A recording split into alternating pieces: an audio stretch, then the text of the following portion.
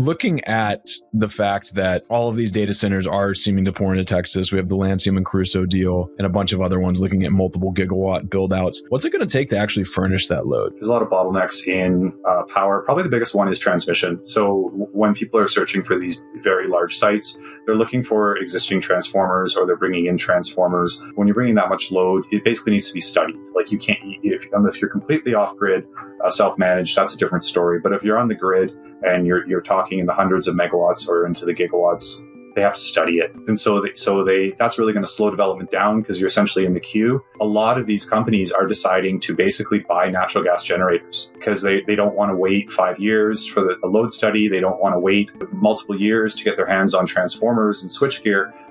Which those supply chains have been completely gobbled up. So they're buying gas turbines and rolling up to a pipeline, and that really is has worked against the ethos of 100% renewable, backed data centers, which we saw at Google, we saw at all these big companies. That's gone out the window, and it's like get to market as fast as possible.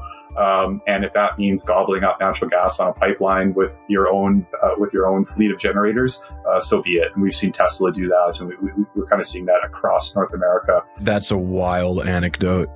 That's the kind of insider stuff that we love to have here because it's pretty crazy to think about. And it seems capital inefficient, but I guess you're weighing that against the ability to actually generate revenue on those sites immediately, right?